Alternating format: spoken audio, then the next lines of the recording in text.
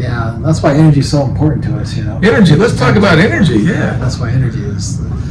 Consuming less is always a good idea, but when you need it, you want to have that energy, when it's available. That's right. And we're going to need stuff. We talked about this before. There's a lot of things we're going to need in the future.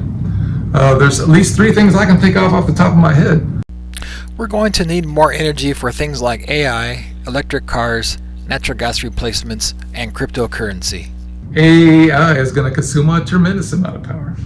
It already is. I mean, it's only 2% of the worldwide consumption right now. But that and alone, you were saying, all of that right now is like the whole energy consumption of one country, like France. So, but it's only going to go up. It's going to go up 5 or 6 times in the next 10 years. We're needed for other things too, right? Like you were talking about the electric cars. Electric cars. So yeah. Right now, they're only 6 or 7% of all cars in the United States are electric. You heard a lot. We talked a little bit about cryptocurrency. Everybody wants, to buy and sell through the blockchain, secure exchange and stuff, but that takes a lot of power too. And if that's going to increase, that's going to be another demand, kind of like AI. It's going to be surging more and more if the more and more people use cryptocurrency like Bitcoin. Banning natural gas is another one, because everything will have to go electric at that point. So, hear about the school buses? One solution to our energy problems is using coal power. Building new clean coal gasification plants would be an option, but it costs a lot of money. However, we could make up for some of these costs by generating more industry and providing better power plant efficiency. Yeah, these plants are cheap. They cost between $2 and $3 billion a piece for like a mid-size, like 500 megawatt one, because they're like between $5,000-$6,000 per kilowatt. Is what they say they cost. That's a lot. And then when you capture the carbon, there's also an operational cost to that. It's like between $30 and $80 per ton.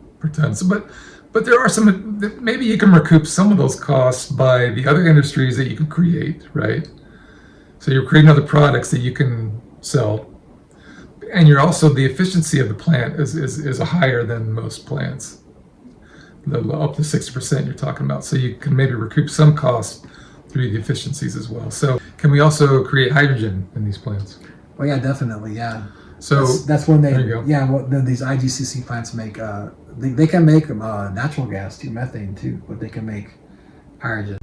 In addition, current coal plants face major regulations from the EPA on particulate matter, heavy metals, and other gases such as carbon dioxide, sulfur dioxide, and nitric oxides, where much of this was already done in 1990.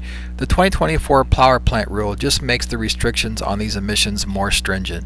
But it has to do with the EPA power plant rule that came up, the 2024 one.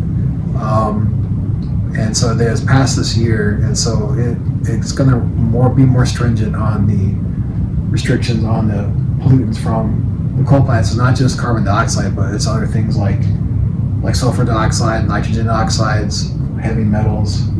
Those are all the acid cause the acid rain, right? Yeah, the sulfur dioxide does, and so that's the thing that they already did this back in the late 80s, early 90s.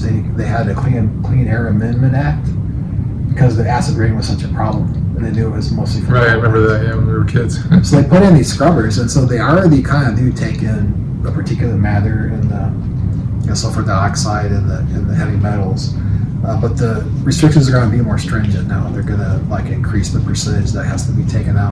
Carbon capture from coal plants is a good idea because the current way we produce our carbon dioxide for industry is burning natural gas, which is a waste of resources and energy. We currently don't capture carbon dioxide from coal plants. So right now what we use is natural gas or methane to make our carbon dioxide. Which seems a little silly, doesn't it? It's a waste of resources. Right now it's not the best thing to do, but instead we could use this carbon dioxide that's captured from these power plants and use it. Yeah, I mean that makes a lot of sense. Let's not use up our natural resources like natural gas to make another gas that we use in industry. And then when they're acquiring the coal plants and other plants to capture this CO2, so why can't the two meet up somehow, and solve each other's problems? Carbon capture is already being done for the oil industry as enhanced oil recovery. For other industries, they would require it to be pipelined to only certain underground land formations such as saline aquifers that can store it. However, it is questioned by some whether it will leak out some anyways. So now, what they usually want to do with these captured carbon is that they want to pump it underground. That's the only thing they're doing right now. Yeah. Is they're not reusing the CO2 other than pumping it into the ground, right? Yeah. Okay. So, and the reason for that is they get these tax credits. They're called the 45Q tax credit. And so what that does is that for every ton of carbon dioxide you put under the ground, you get like a $60 to $80 tax credit on it. Yeah. Which kind of makes up for the operational cost to capture the carbon. So that makes up for part of that. Yeah, so that's something. Where are they pumping underground?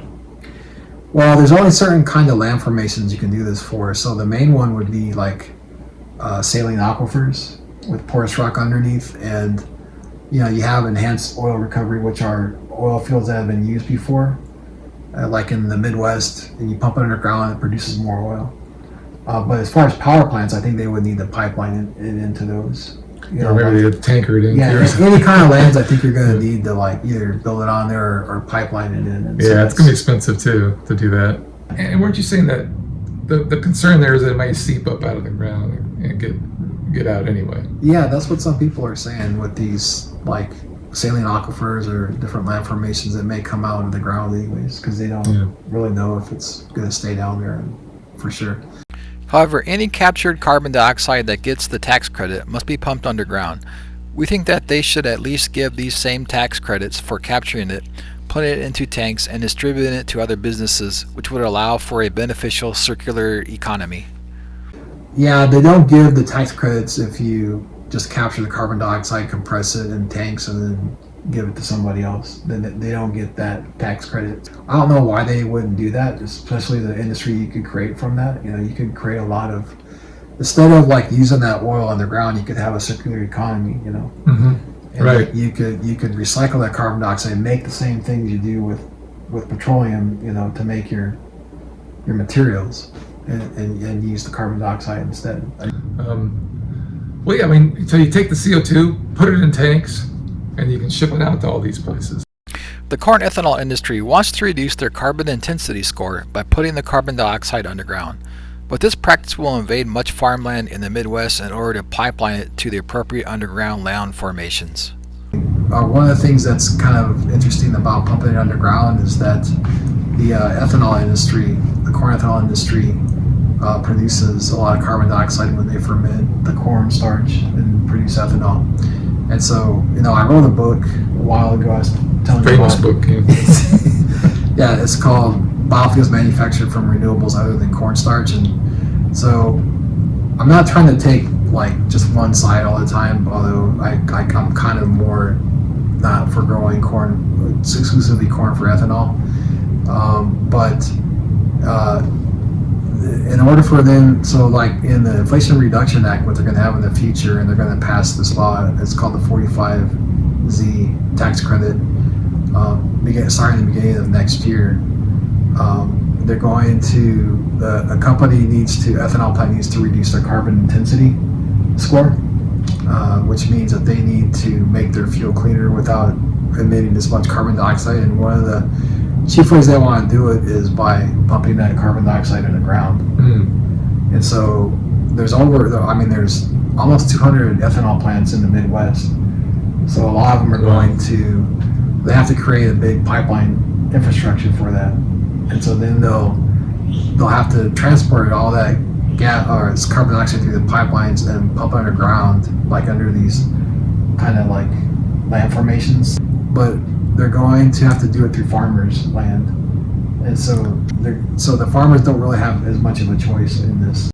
Instead of using corn to make our oxygenated vehicle fuel additive, we could easily use gasification technology from coal or other sources to produce it just like the Chinese do already.